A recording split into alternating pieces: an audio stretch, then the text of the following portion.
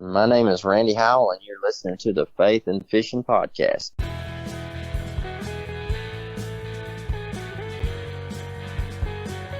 Welcome to the Faith and Fishing Podcast. I'm Cam. And I'm Robert. In every episode, we're bringing you faith stories and fishing memories from some amazing members of the fishing community. So join us as we shed a positive light on all things faith and fishing.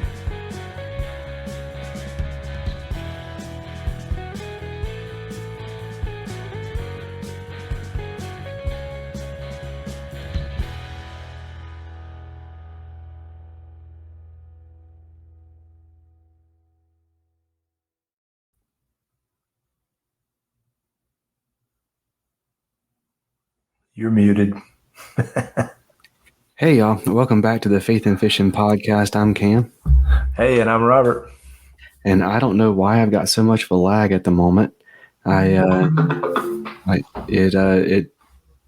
It still had me muted from the intro. So we will see. We'll see how bad the lag ends up being. Hopefully there's not too much of a lag in video and audio for me. But yeah, I am back from vacation. Had a very busy 10 days of traveling and everything. My son has started preschool. We are starting to get the hang of bedtime again. Things are starting to slow down. We are getting there. How are things going for you, Robert? Oh, man, doing good. Just clicking along, fishing some. Opening weekend of dove season was this past weekend. Got to knock down a few birds. Just doing the same old. I hear you. Seeing if my wife was still doing pottery and if I needed to go take care of the dogs. But I'm going to pause the recording real quick and see if I can go get them to calm down about whatever it is that they're worked up over. All right. Sorry about that. It sounds like we got fireworks going on. The neighbors' dogs are going crazy. Our dogs are going crazy. So we'll see how it goes. But I don't know who's shooting off fireworks or why. But yeah, this is going to be a great episode. But yeah, Robert, you've been doing any fishing lately? Yeah, I got to go out a couple times. I guess it's been a minute since it's been a couple weeks. So I think the tournament on the Cape Fear was after our last podcast. It was, and, yeah. So yeah, that was an event for me and my son. I picked a launch that was about 200 yards drag for the kayaks, which really when I'm only doing myself, that probably would have been fine. But having to help him with his and all of his gear for two, we probably got our boats in like 40 minutes after lines in. And we had been there for a couple hours. So it was a job to get everything unloaded and drug down to where I was launching from. And there ended up being good fish there, but not quite enough for us both to split. But we both ended up doing okay. So I was 10th and Ryder was 11th. So Ryder's my youngest son. And we had a big time. And we had something to do that day, so we didn't get to fish the last hour and a half of it, maybe something like that. So I don't. Yeah, I mean that's that's the story of my life.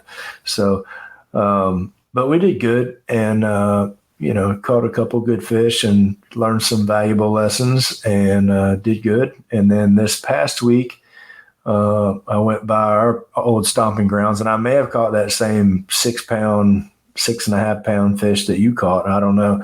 We'll have to compare pictures, but that one that I pulled out over there was the biggest one I've caught out of there.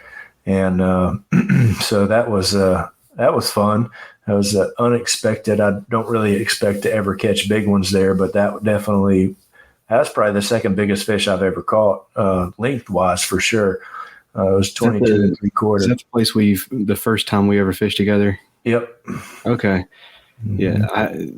It might be the same fish, but I doubt that fish is still alive, man. Yeah, that one looked pretty rough. This one didn't look real good either, though. So I was like, oh, maybe she figured out how to keep on kicking a little bit. It was definitely an old fish, and the bottom jaw was all jacked up, and had definitely. What was it? 22 3/4? Yeah, 22 3/4. Yeah, so yeah, that's a nice good fish, man. Yeah, it was good. Awesome. Yeah, whenever I went on vacation, so we went to Washington D.C. Hit up some of the Smithsonian museums, Museum of National History, or Natural History, Museum of the American Indian, and Air and Space Museum. Went to the zoo, but we went down to the wharf, and whenever we left, one of my coworkers said, "Send me a picture whenever you catch the big one." And I said, "Oh, I'm not going to be doing any fishing." He said, "Oh, I know you will, and I know you'll catch a big one." So I went down to the wharf, saw the no fishing sign, so I took a picture of it and sent it to him with a crying emoji. And then got home a couple of days just in time for the tropical storm or hurricane or whatever it was that came through, and we lost a little bit of power there for a little while. And then my wife and I went up to Chicago for a wedding. So a lot of traveling, a lot of back and forth. But it was a good trip. It was a lot of fun. And no fishing whatsoever. I was going to try to take my son fishing at some point this week, but I'm like, man, the heat index today was like 111. Yeah, that was hot today. Yeah. I'm not taking him out in this mess. Yeah, I think we got some rain coming in towards the end of this week, and then hopefully it's going to cool down. I mean, it's supposed to cool down when that rain goes through. And I looked at next week, and I think we have one day that's 88. The rest of them are either low 80s, or I saw a couple of 78, 79 highs at the end of next week. So we're officially in that transition period, maybe. Yeah, well, I'm hoping the grass will stop growing. But yeah, so we've got a fun episode. We're going to talk about late summer, early fall transition type baits, and we are going to talk about a little bit of faith stuff too. I've been having a lot of conversations lately about being hurt by the church, so we're going to talk about how to handle it and what happens whenever we're hurt by the church. So, gonna be a good episode. A lot to talk about. But let's go ahead and thank a couple of sponsors, and then we will jump into it a little bit. A huge selection and crazy fast shipping is already enough to turn heads as an online tackle shop, but Omnia Fishing sets themselves apart with their ambassador program. With Omnia, you can send in fishing reports for your local lakes that recommend baits, structure, tactics, and gear. And when another angler takes your advice and purchases something from your report, you get credit for it to spend at Omnia. The best part means that with Omnia Fishing, you can shop by lake and purchase baits and gear that are proven to work where you're fishing. To get started, go to omniafishing.com and use promo code FNF15 to save 15% on your first order.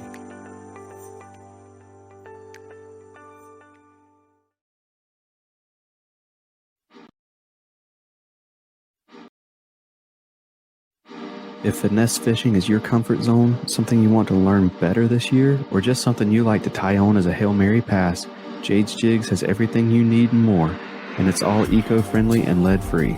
With an awesome selection of baits and colors, they've got a variety of techniques covered for you.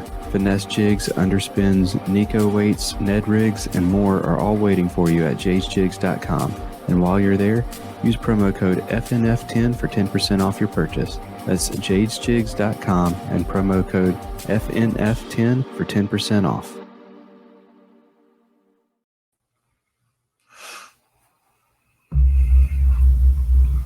All right. So, sorry, I had to wait for it to unmute me again. So let's start off with our late summer baits that we're throwing. So like we said, right now, we are in the most miserable part of summer. Like we're past the dog days, and it is. My goodness, excuse me. My son had a cold before we went on our vacation, and my wife had it in DC, and I had it in Chicago. So it's made the rounds. Yeah, made the rounds. But yeah, so we are like the last time I went fishing, the water temperature was 93 degrees. Like air temperature 93 is miserable. And so we are going to be talking about the baits that we turn to whenever the water gets miserable, and then it starts to, like, we get in this transition period down here in North Carolina. I mean, where you are, some of this stuff may be completely irrelevant to you, but here in North Carolina, we're at the beginning of hurricane season. We've already gone through one. We've got all kinds of different crazy stuff going on. So, Robert, let's kind of go back and forth. What's cool. the first bait you're turning to this time of year? Let's see. Do we want to go in the order of the first one I would throw when I got there, or probably like my top one? You want to go from top to bottom? Let's go. Like, what's your comfort bait? Like your go-to this time of year. So that's easy. This may not be the first thing I throw, but I'll probably throw it the most. And that is a weightless Texas rig Senko. Because we're we're still in the hot part of the summer. It hasn't, we haven't had one cold spell, so we still have a ton of vegetation. And, I find that some of the bass are already moving up, and it may be just ones that stay there year round too. But I feel like that with that weightless Texas rig, you can get up in the junk and get through some of the algae, some of the stuff. And so I think that would be probably my number one, just because of the usefulness of it, and you're not getting hung up, and you can just throw it up in all this vegetation that's everywhere. So that's what I would go with as, my top one that I probably throw the most. And like I said, that I probably wouldn't be what I started with. I would probably work some of the edges and stuff out in the more clear water, but I always find myself up in the vegetation because I know they live there. I know I'm going to catch something there. Absolutely. Your go-to colors, and what are you throwing it on? Oh yeah. Well, go-to colors, it's really according to where I'm at. I feel like there's a few lakes that black and blue is what they want, and I'll go with that. But other than the specific lakes that I figured out different colors work, more than not, it's just that green pumpkin or like an army green. I found one that was black on half of it and army green on the other side of it. Any of those darker colors. And then if the water clarity is, a little bit clear, like at the river, that was those are the most clear water I've seen in a long time around here. And so you had to go with a little bit more natural, color there. But that's usually what I'm going with. And then a setup on it, I'm usually throwing that on like an 8-pound test, something you don't really get hung up. You don't need something that's heavy. And I'm throwing it on that cash and shaky head rod is what I've been throwing that on. I probably need to, I don't know, maybe try that on that Ned rod that they have too. I think you picked one of those up. I haven't got one of those yet. So I switch that in and out with my shaky head, because usually this time of the year, unless I'm fishing rocks, I'm not throwing a lot of shaky heads because of the vegetation and the algae. And that shaky head to me is like a magnet for that stuff. And I get aggravated picking that stuff off of there. But if you do have some deeper water that's rocky, I'll go to that shaky head. But then if that's the case, I'm not throwing the weightless Senko in that stuff either. So it works out good. I use that rod for both of them. Okay. And you throw in the Yamamoto Senko, or is there another one that you prefer? I did have some of those in the boat. Actually, that big fish that I caught, I'm pretty sure it was on a Carolina Bass Company. He was pouring his for a while, and I had gotten a few bags of those, and I don't know if he's still pouring those or not, but they were Carolina Bass Company Cincos. But actually, one thing that I like to do is have a few different brands, and I like the Third Eye, which I think somebody else bought those guys now. It's probably even a different name, but I had a bunch of those. I do like the Yamamotos. You can't beat the price of the Yum Dingers. I'll buy a 50-pack of those, and if the colors that I use a lot, the black and blue and the green, green pumpkin. But I'll switch up with those, especially not so much on the weightless Texas rig, but if I'm throwing a wacky rig on those, I'll switch up because of the fall rate. So different brands I found, the fall rate will change. And so sometimes I'll switch from one, a black and blue of one brand, and I'll put a black and blue on another brand, and all of a sudden they like it a little bit slower or a little bit faster, whatever the change is. And then, you can also put a little weight in the end of that if you needed to too, if you're wacky rigging it. But the Texas rig, it doesn't really matter. Just I think the color matters more, and just be a little patient. And once you drag that out of the vegetation, let it fall, let it sit there for a minute. I found if it doesn't get picked up when it comes off the edge of the vegetation and you're sitting down there for maybe 10 seconds or so, and you pop it one time, if you don't get a bite then, I never get a bite other than that 1 foot, 2 foot zone coming out of the vegetation on that. I mean, somebody else might, but the rest of it sitting there is a waste of time. But be patient when it falls and let it sit there. 2 of the fish I caught last week, I waited a long time. One of them I was doing something else with the pole, and I picked mine back up, and it was on there.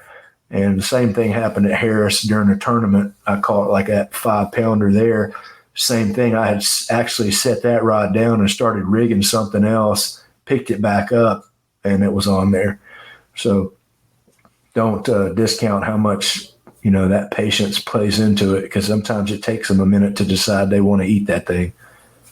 All right. Absolutely. And not to completely disagree with what Robert just said, but my first go-to is a shaky head in this time of year. All right. Yeah, I like it too. If it's vegetation, I can't.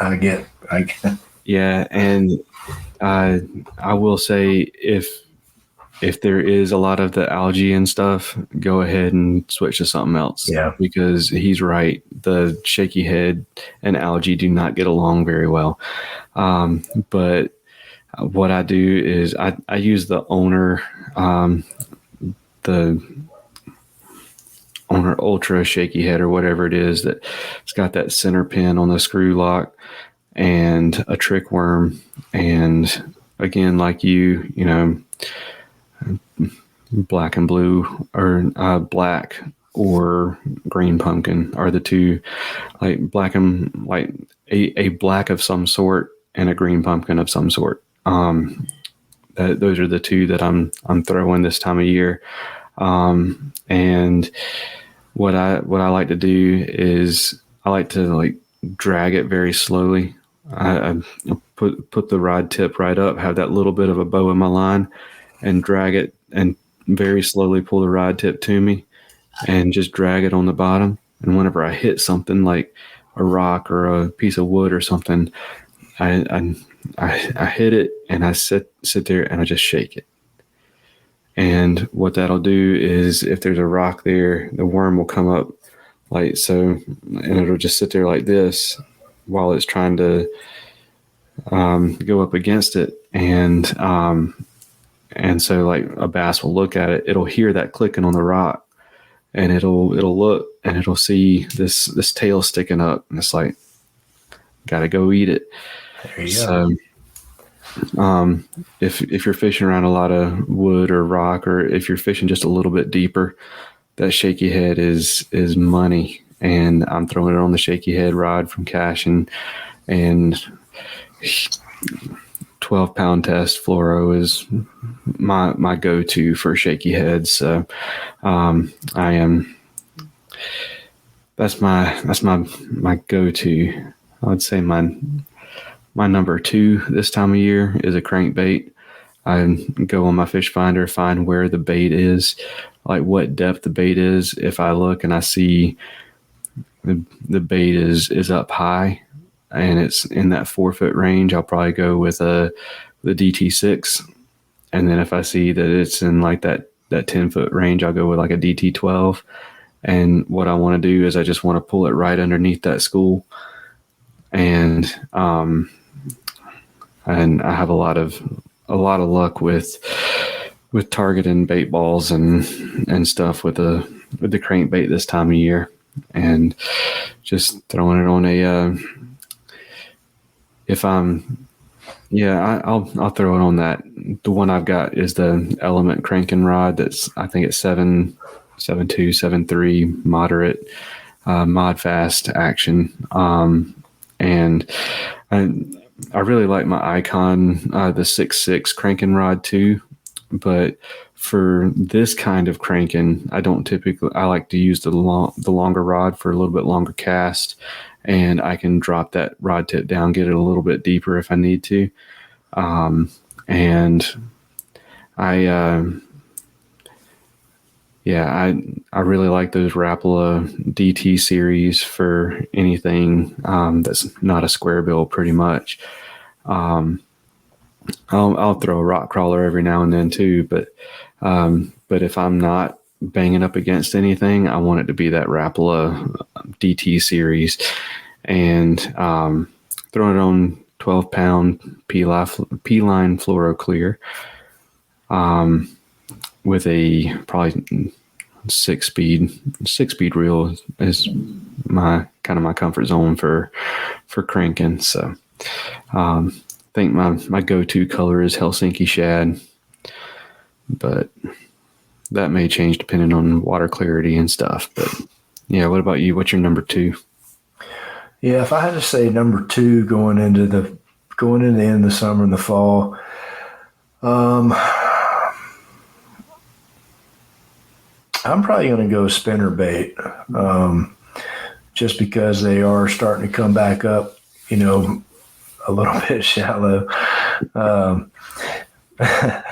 But I love spinnerbait, so that's why if you're listening, not watching, Cam made a face like he was so surprised that I said spinnerbait.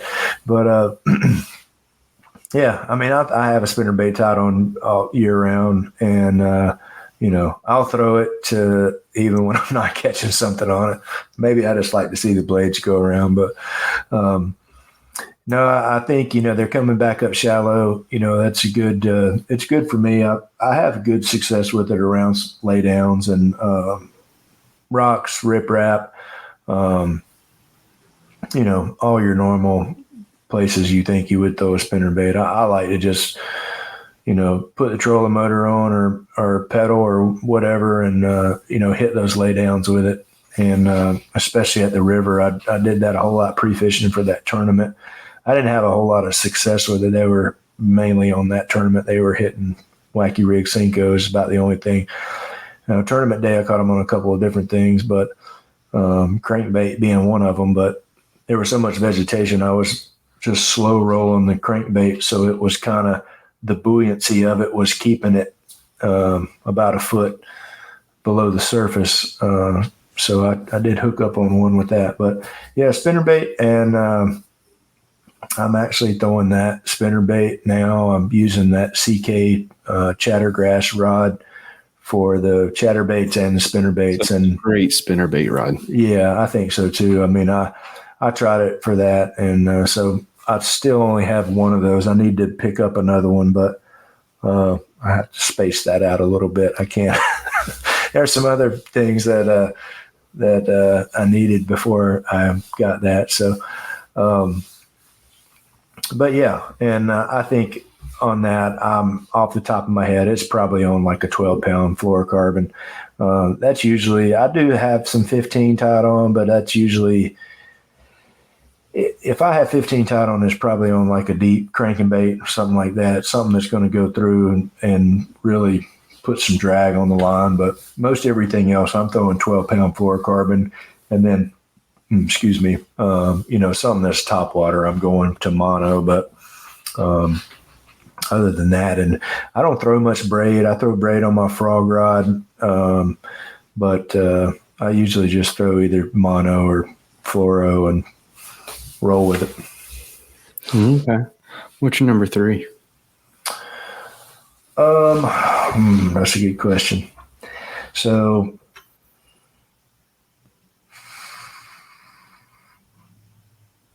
I'm going to have to probably go with a chatterbait probably. And that to me is similar to the spinnerbait. I'm throwing that in all the same places, but you can rip that through this grassy vegetation that's around. And, I like that too on, places where you're talking about deep cranking.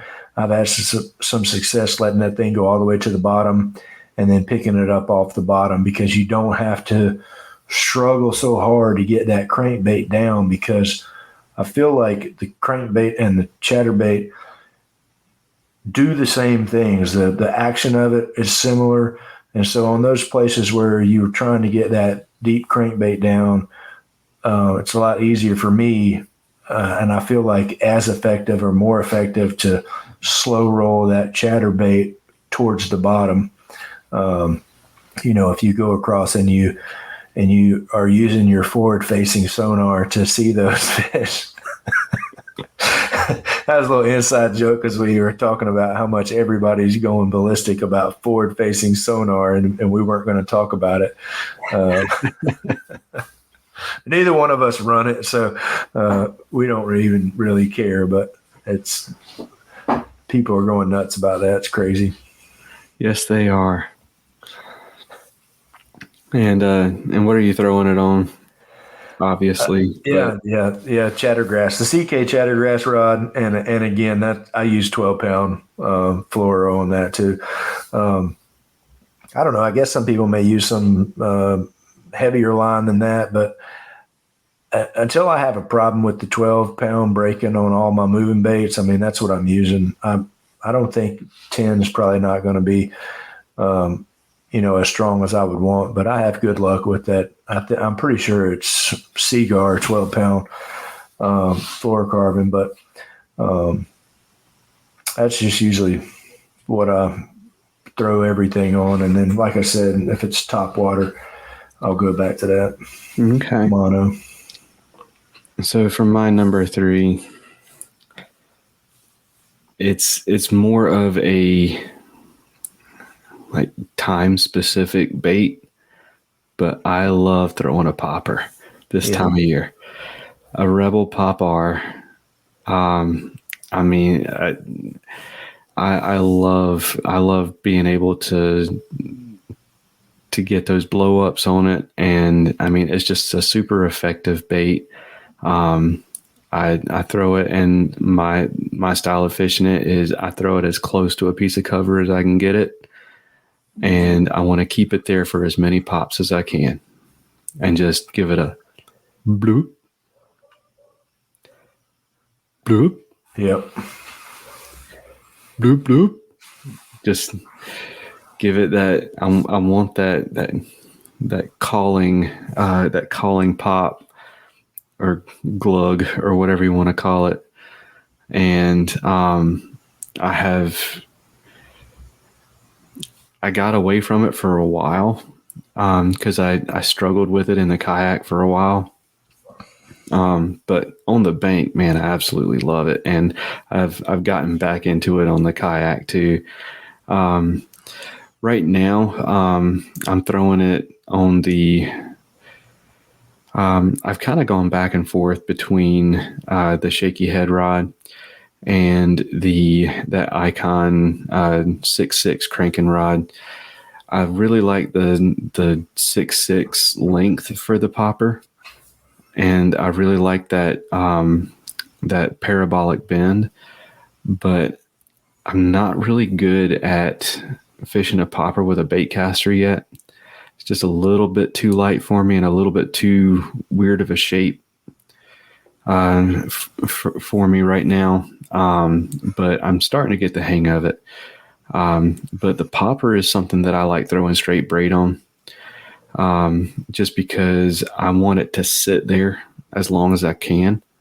And every time I try to use any kind of mono, I always struggle with line memory.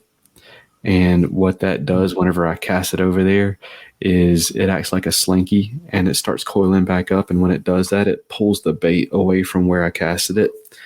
So I don't have that issue with braid. So I just throw it on 15-pound braid and call it a day.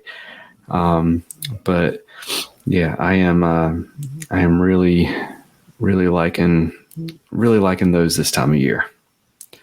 Color is typically either baby bass or silver, or like chrome black back, or whatever you want to call it, silver with a black back. Yeah. Yeah. Well, the topwater was going to be my next thing too. And I've gotten into throwing a lot of walking baits here lately as well. And that I think it's a Zara puppy. This is a little, like a 3.5 inch spook. And, I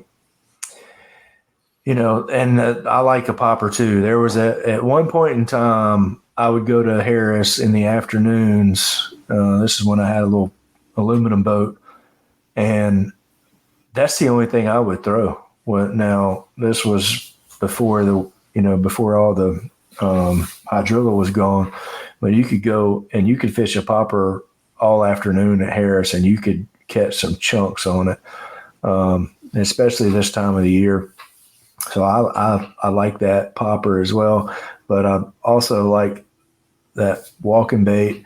So along with that Zara puppy, I ran across some.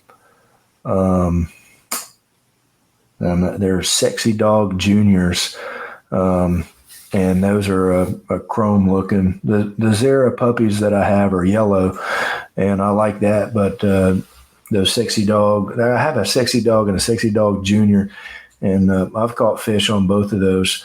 And usually on those, for some reason, most of the time I have one rod that's called my junk rod, and it's an old Lou's Walmart, and I usually keep that in the back of my truck, and that's what I fish. If I stop at a pond or whatever, I try to have one with me. But even on the kayak, that's usually what I'm throwing those topwater on, and it's just for the same reason that you said. And it's an Xfinity spinning rod, and it's probably 6'6". It's a little bit shorter, but in the kayak, for the same reason, I just find that it casts those lighter topwater baits. To me, it's easier than using a longer rod, and it's easier for the action of that walking bait. I can make it walk a little bit better with that shorter rod.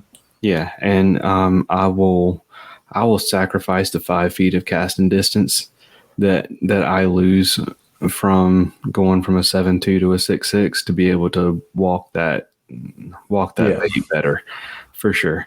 And be more accurate, because I'm not bomb casting that anyway most of the time, unless I'm parallel to the bank. I just, if every once in a while I'll be parallel to the bank and I'll want to throw a long one just to cover some water, but most of the time I'm throwing at spots, and like you said, up against as close to the grass or laydowns as you can get. All right. So this next one, for me, number 4 is finesse jigs.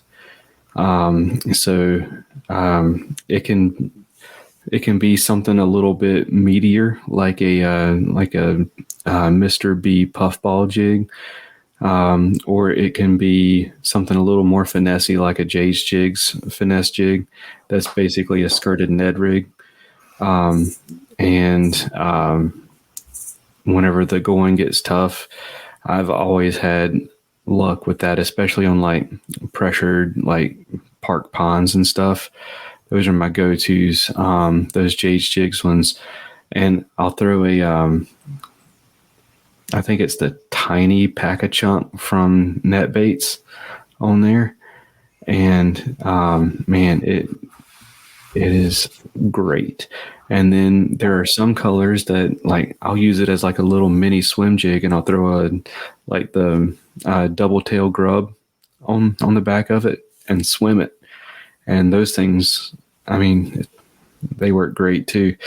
And I'll throw that on the Cashin Ned rig rod if it's a really light one, or if it's a heavier one, like in that 1/4 ounce range, I'll throw it on the shaky head rod.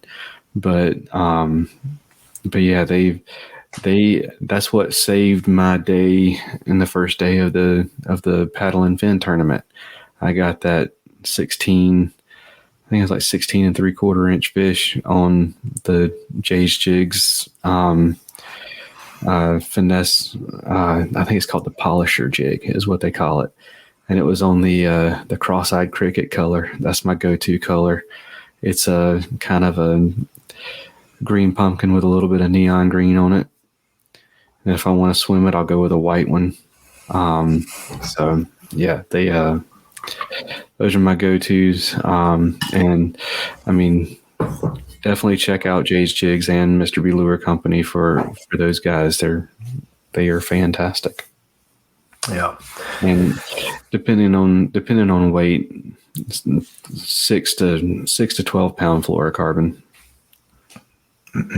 Yeah.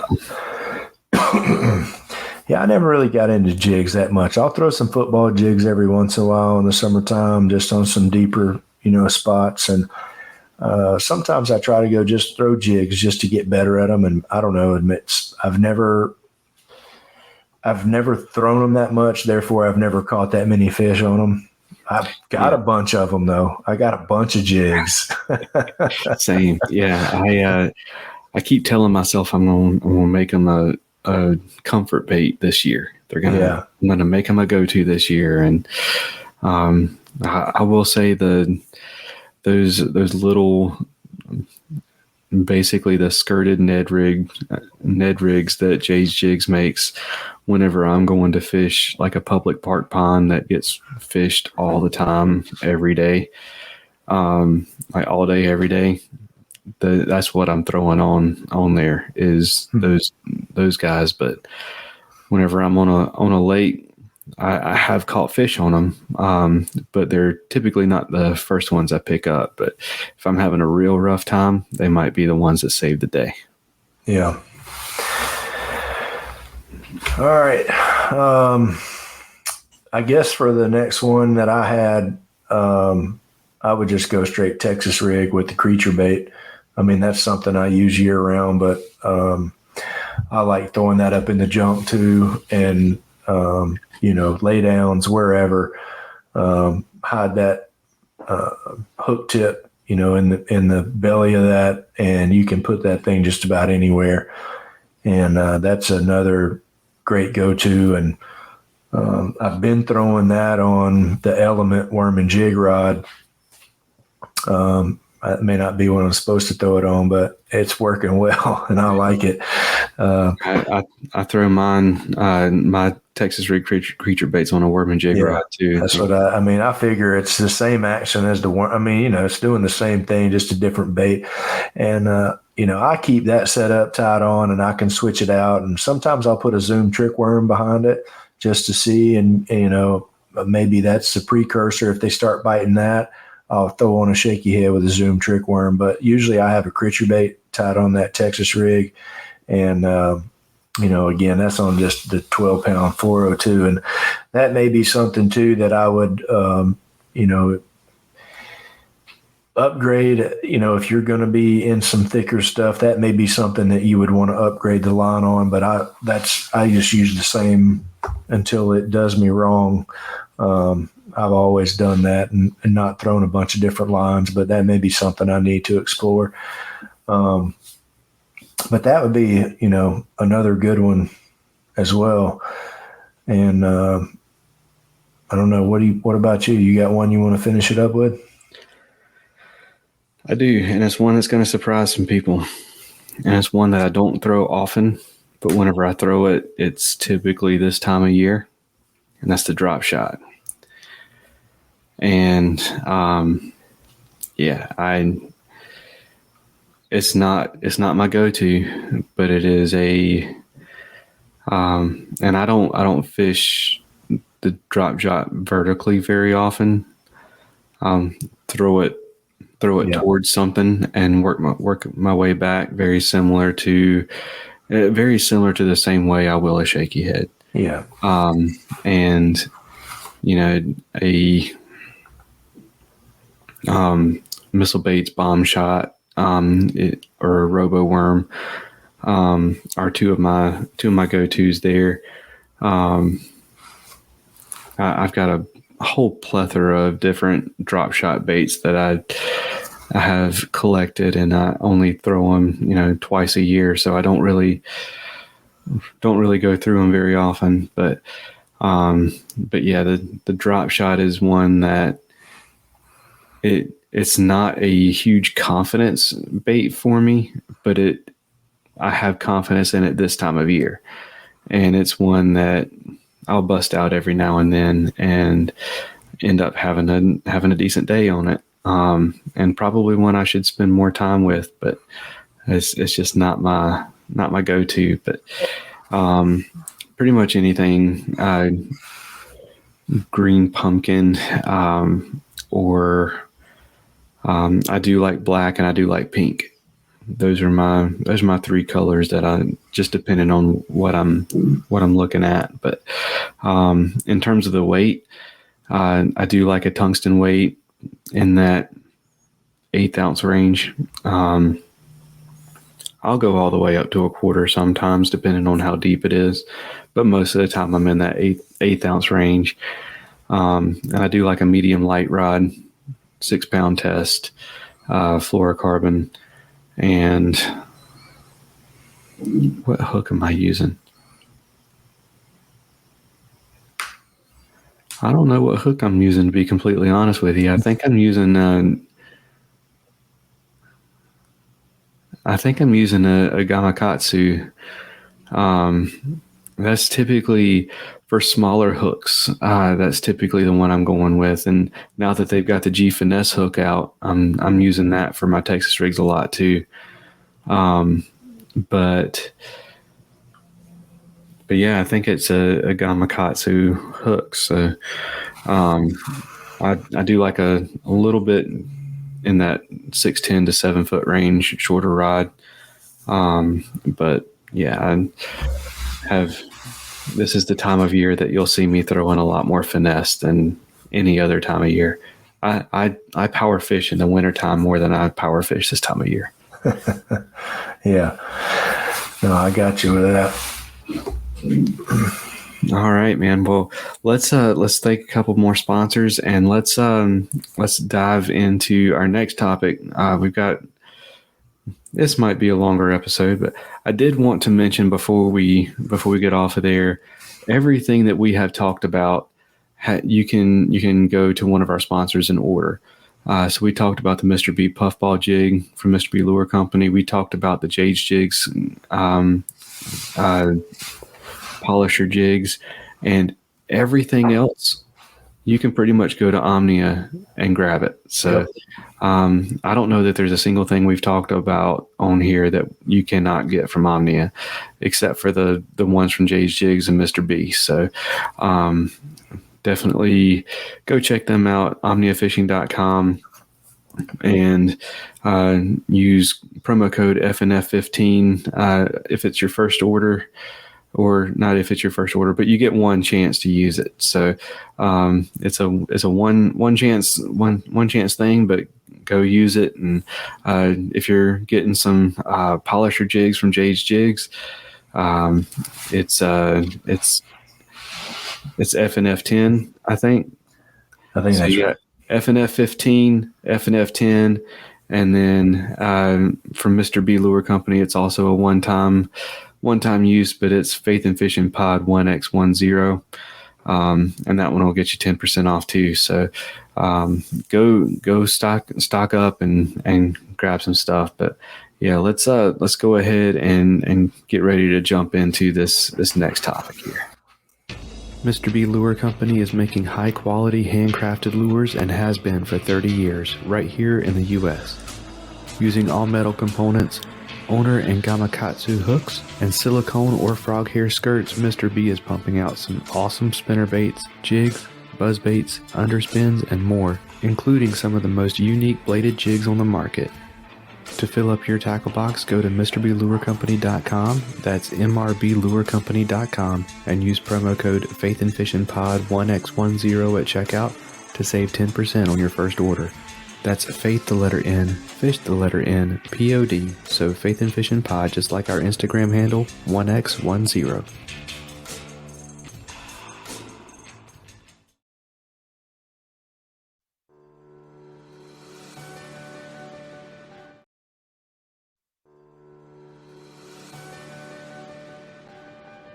If a fly rod is your weapon of choice, check out Atollas. Their fly caddy is the most convenient way to get your favorite flies to the water, or just keep them handy by clipping it to your hat, truck visor, backpack, rod case, or just whatever. You can also bundle it up with flies from independent fly tires that Atollas has teamed up with through their Flylight project. Choose from bundles specializing in redfish, carp, saltwater, or freshwater. Head over to atollas.co, that's ATOLLAS.co, to get your fly caddy today and use promo code faithnfish15 to save 15% on your order. That's faith the letter N, fish the number 15 at checkout for 15% off.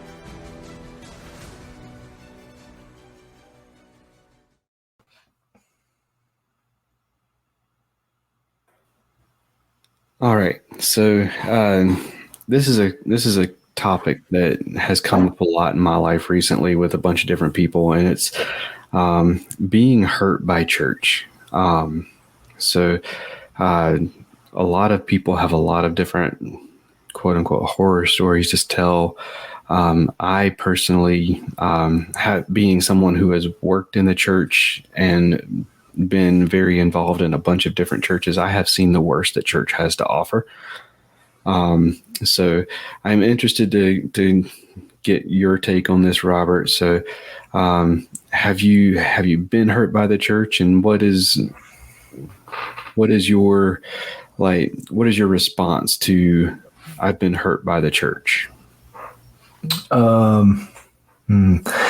So to answer your first question, have I been hurt by the church? I would say I don't let a lot of things get to me. So I think I wouldn't say I'd been hurt by the church, but I did see that firsthand when I was a kid. A lot of people got hurt by the church that I started out in, that I got baptized in when I was a kid. And a lot of people left that church and, and just switched to different churches. Not everybody switched to the same one, but, I think at some point in time, if you go to church long enough, you're going to experience that on some level. So I think probably one of the things that people maybe don't put enough weight on is to keep searching until you find the right church to begin with. If you move or you go through different times in your life where, as a kid, if you grow up and your family are Christians, then a lot of times you're going to go to church and you don't have a choice. So you're going to church for all that amount. You move out and you go to college. A lot of people drop off the face of the earth as far as church goes. You don't see a lot of young adults attending. And then once you start having kids, you get drawn back to the church because you want to bring your kids up in the church. And so all these different times you're maybe starting a church or you're leaving a church for different reasons. If you're moving, going to college, or you're moving with your job. And so I think the initial part of finding the right church that you fit into, and not trying to force something because maybe it's convenient, or maybe you have your neighbor goes there or your friend goes there or whatever. I think that's one reason that helps. Not to say you can find the right church and still be hurt, but I do think that that's a big key of it. If you fit well in the church and you find a good spot, then I think maybe you're a little less likely to be hurt, and then maybe you're a little more likely to be able to fix that, and before it becomes hurt, or even after it is hurt, you're able to repair that and not have to, leave and go. You're so hurt that you have to leave, and we'll probably talk about a few of those things as well. Yeah, for sure. I think one important kind of thing to mention is there's a difference between the church and a church. Maybe you weren't necessarily in a church whenever you got hurt by the church. But like I said, I've seen the worst that churches have to offer. I've seen a church tell the pastor that took me under his wing and took me to ministry seminars, and really kind of did his best to teach me what ministry was. And whenever I felt the calling for youth ministry, he was there for me and kind of really, like I said, took me under his wing and did a lot of stuff with me to kind of learn the ropes. He was told that his ministry wasn't doing anything and he needed to leave. I got cussed out by a deacon one time because there were black kids in the youth group. I've seen a church split. I have watched a business meeting where the church was very split down the middle and was ready to kick people out over a painting. And so I have seen and experienced some very, very tough stuff. But one thing you have to remember, the saying is that hurt people. And one of the places where you find the most hurt people is church, because hurt people are the ones that are looking for answers, and hurt people are everybody, right? Like everybody is hurt people. And whenever you get a bunch of them in the same place, especially a small country church where people take ownership of the church, they say, this is my church. This is my little country church, and I want to keep it the way I like it.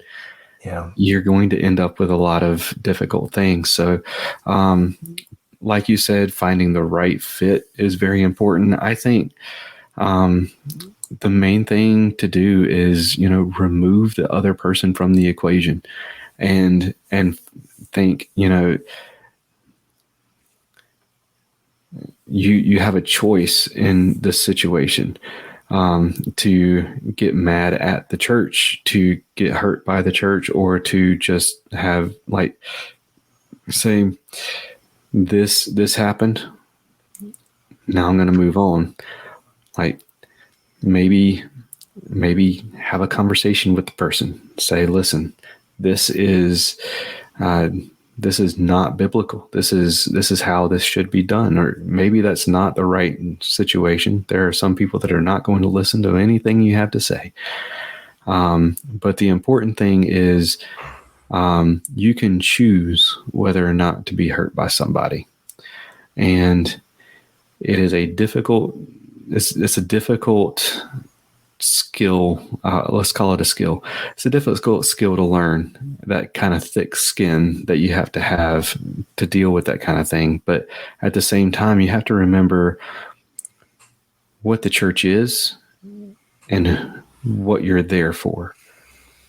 if you are there to get something, get something from somebody, then you're not going to get what you're looking for. If you are there to give something to God, then you're always going to get what you're looking for. If you are there to get something from God, then what the other people in the other pews have to say doesn't matter at all. So it's a difficult thing for sure. Now, am I saying that there's a situation where that there's not a situation where it's okay to leave a church? No. I mean, if it's a toxic situation, get out. Absolutely. You're not going to fix a toxic situation. Like, most of the time, like, it's been there too long. The most toxic situations in churches have been there too long, and they're festering too long. And if you want to read about a lot of them, read The Autopsy of a Deceased Church from Tom Rainer. Phenomenal read if you're in ministry in the slightest. It's one that it'll get you. But yeah, the other thing is, the hardest part about being hurt by the church is the forgiveness aspect of it, because, as Christians, we're called to forgive, and forgiveness is not an easy skill to learn. And part of it is, remembering that forgiveness isn't necessarily about the person that you're forgiving. Forgiveness is more to set you free from the grudge that you're holding than it can be very freeing for the person also, because they may be carrying guilt for whatever it is that they did to hurt you. So it can absolutely be freeing for them as well. But it's really so freeing for you.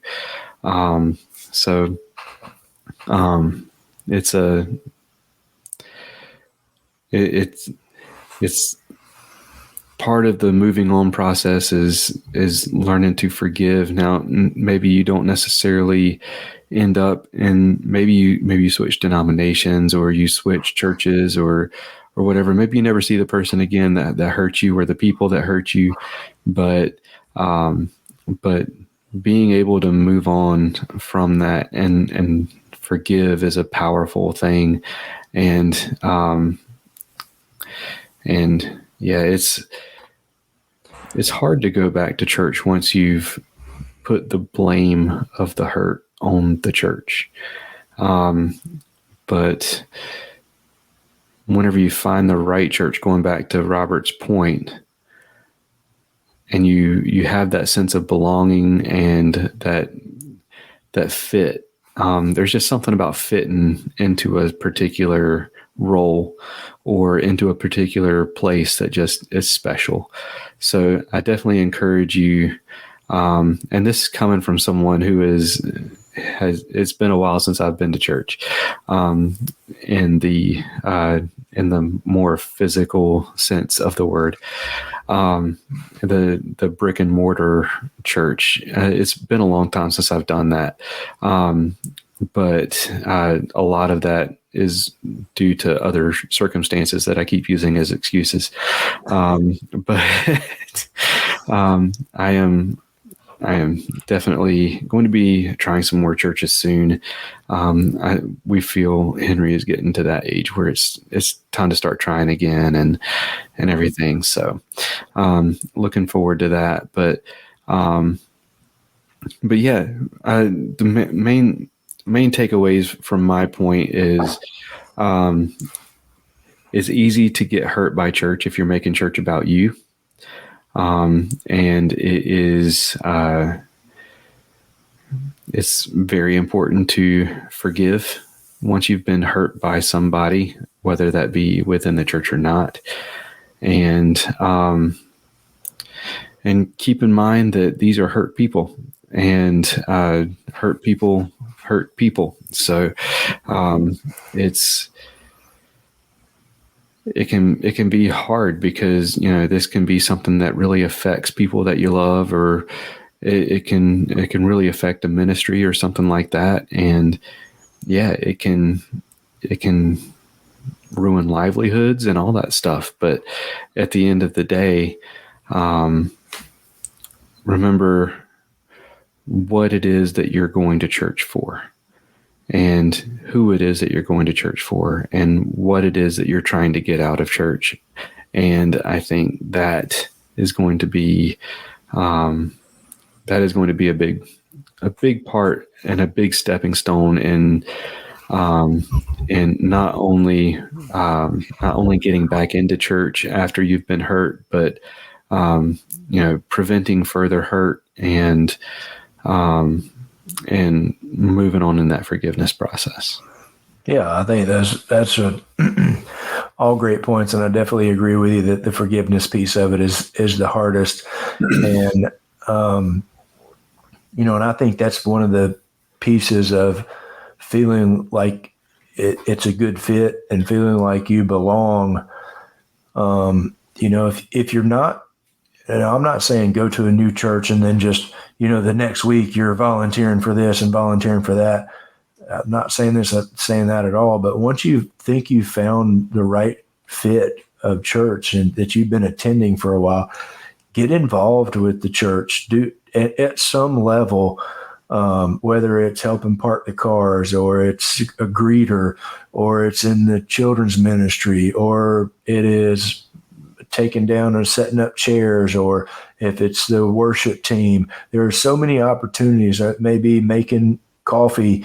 There's so many opportunities at church to volunteer and be a part of the church, not just attend the church. And I feel like for me, if I have a vested interest in what's going on, because I'm a little cog in that wheel that keeps everything turning. Now, I don't care to be a big cog. I'm cool with just being a little cog in the wheel, but I also feel like that when something is not right, I feel, to me, like it's almost my duty to say, hey, I didn't really agree with this, or, I don't like the way this part's going. What can we do? Let's come up with a solution to this problem, because maybe other people feel the same way. So I really feel like finding the right church, and when you think you found the right church, getting involved with the church to whatever level that you're comfortable with.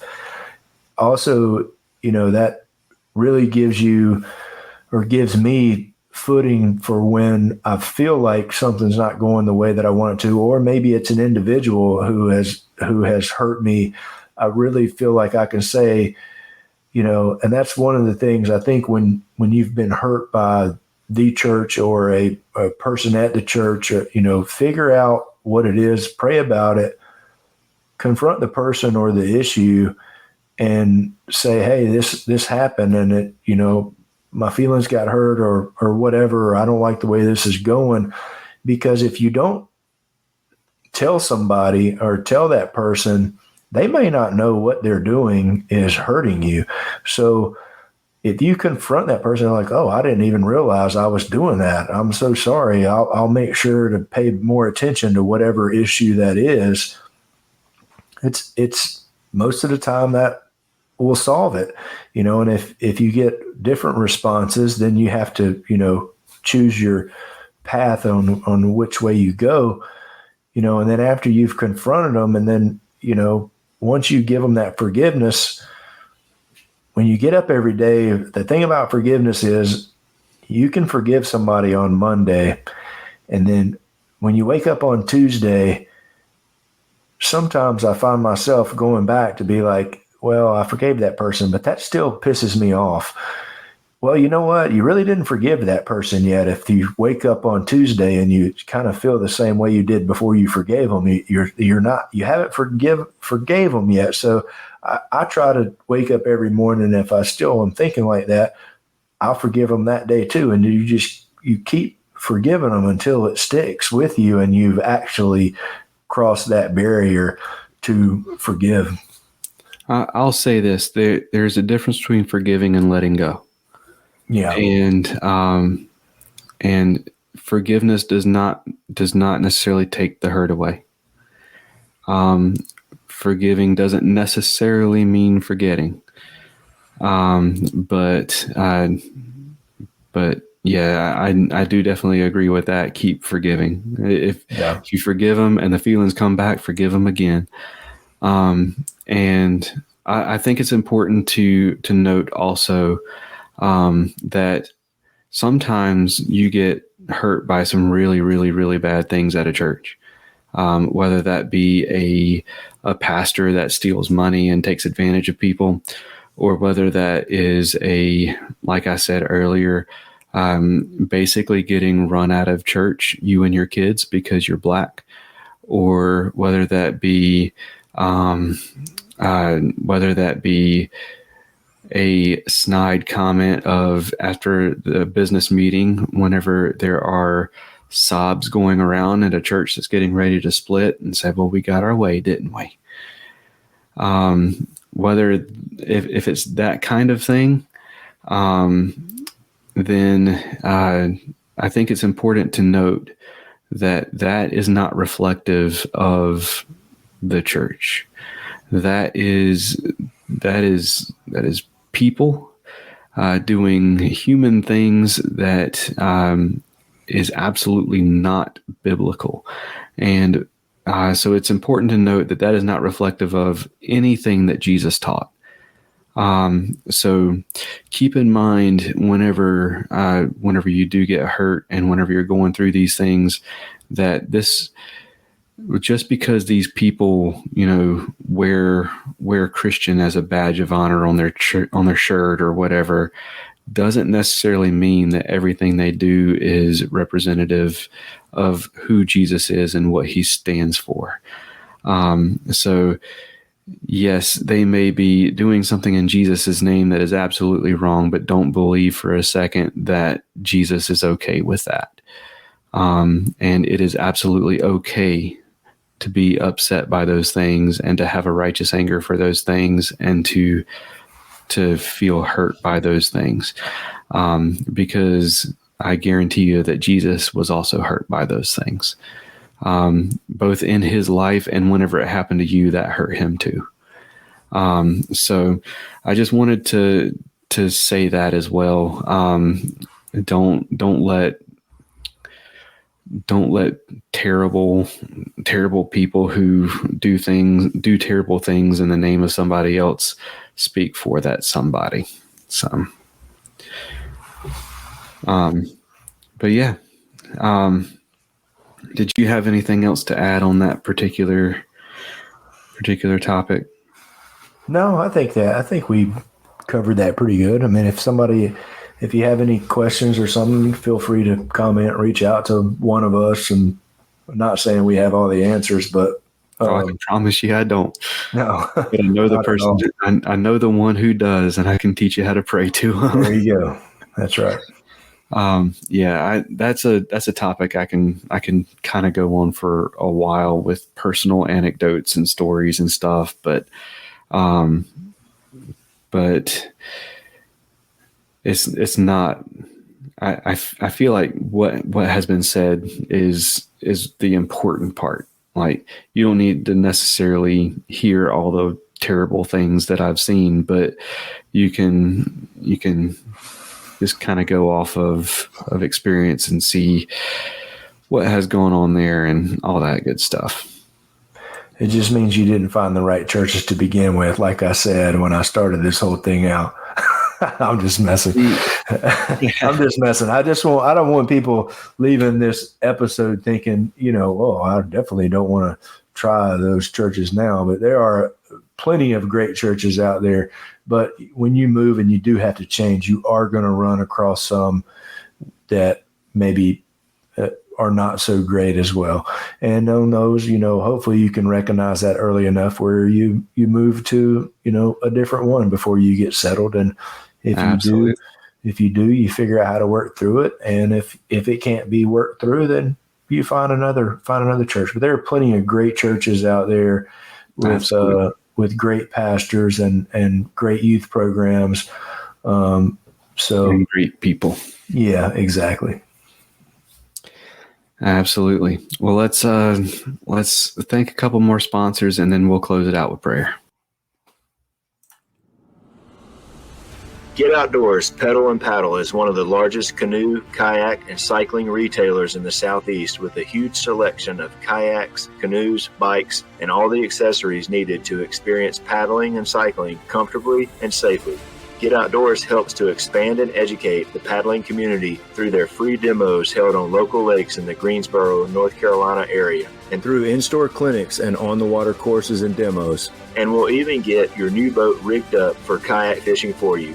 Stop by the shop in Greensboro, North Carolina, or check out shopgetoutdoors.com to be wowed by their selection.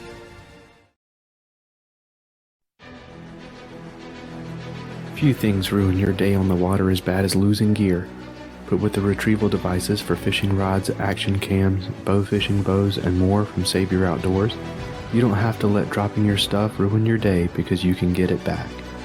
The pressure-sensitive filter keeps water from rain and quick dips in the water out, but it lets water in when your gear goes overboard to release a float attached to your gear by 60 feet of line so you can get it back.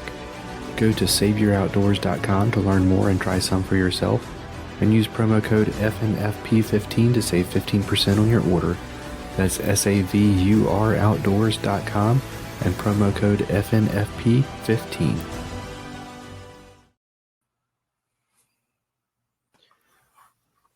All right, Robert, you want to close us out this time, man? Yeah, sure thing. Dear Lord in heaven, thank you for this day. Thank you for allowing Cam and I to talk about fishing and talk about the church. And hopefully we have helped somebody who's listening and helped them learn how to maybe deal with some problems that they've had. Please watch over us this week. Please watch over everybody out on the water. Let them fish safely and make it back to their families. And forgive us of our sins. In Jesus Christ's name we pray. Amen. Amen. Go ahead and sign us out, brother. Yeah, man. We'll see you guys next week. I'm Robert. And I'm Cam. Take care.